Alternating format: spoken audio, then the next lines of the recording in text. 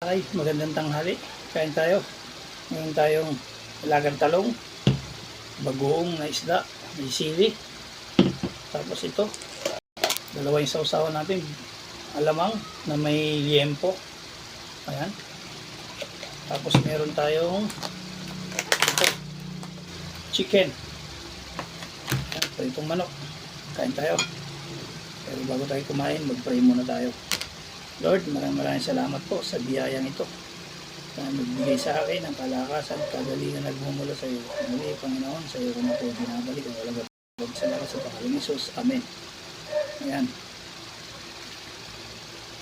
May dalawang klase ulam natin.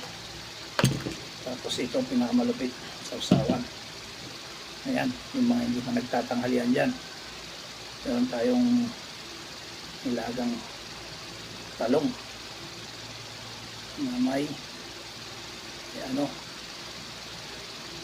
bagoong na lamang saka bagoong na isda. Ito muna unahin natin bagoong na isda.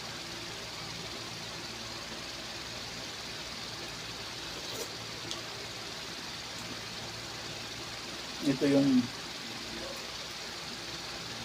namimiss ko sa probinsya pag umuwi ako.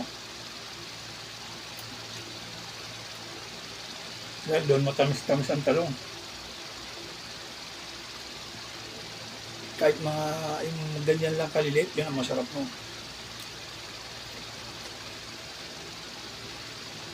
Tapos mag-ihaw ka ng siling haba. So, sarap nun. Tapos may tinapa ka o lumalak. Tulad na yun. Tapos may kamuting, talbos ng kamote. So, sarap.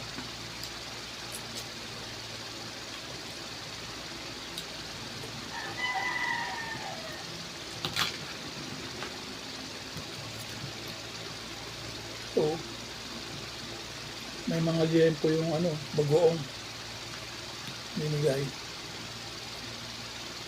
Ayan, liempo. Sausaw naman natin dito yung bagoong ay yung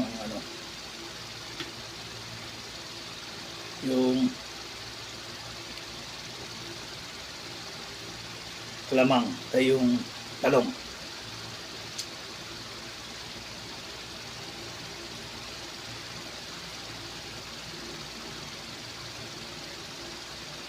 Pero pinakadabi sa akin yung bagoong may kalamansi sili. Yun ang pinakadabis. Kaya dito alamang.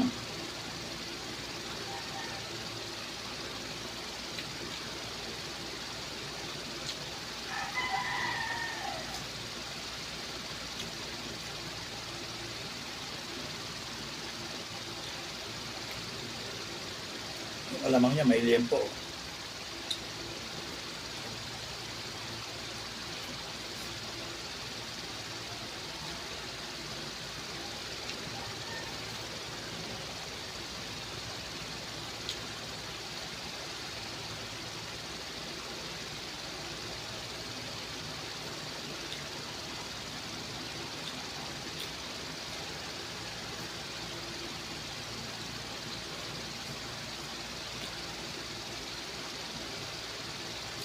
Masarap pa rin ito kaysa sa akin yung bagoong isda na may sili, may sukat, may kalamansi. Mas masarap pa rin.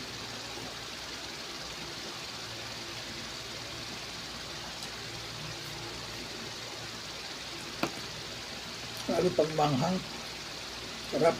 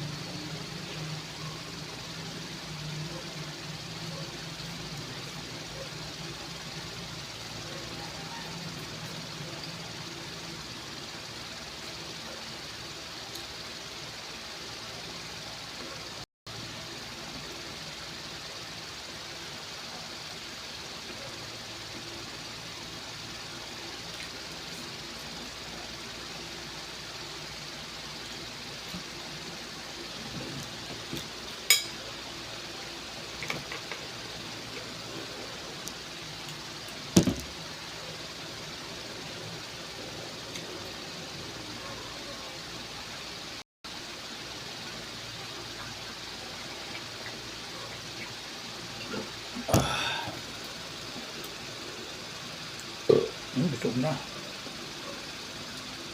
Bilis ka mabusog pag ganito ulam mo.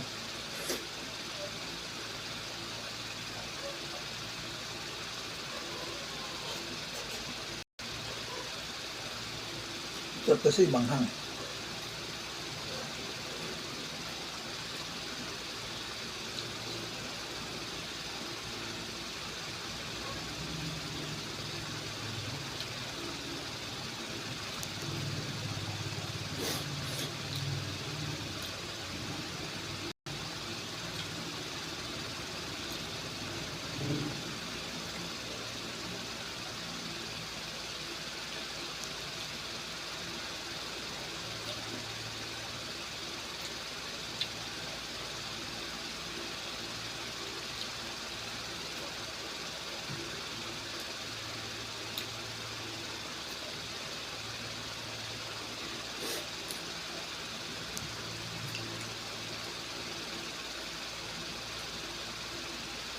Masarap yung talong. Mabilisad mo.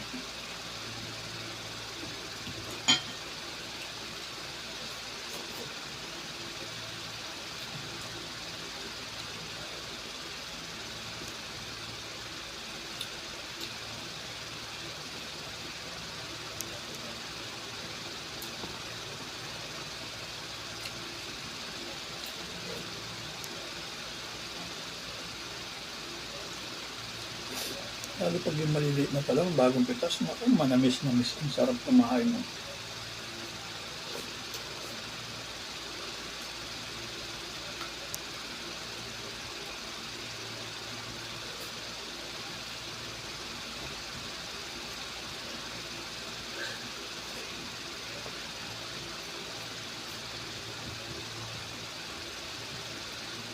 Yan. Ayaw ko na. Gusto ko na kagad ako.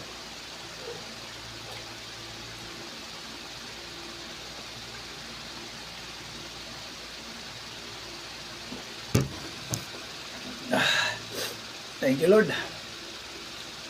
Sa biyaya naman. Yun, thank you. God bless sa lahat. Shout out sa inyo.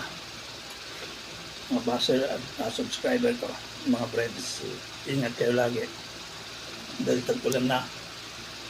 Ingat kayo. At madalas ang daan. Sarap din tong alamang. Hindi siya gaano mahalat. Ayan. God bless. Adjourn.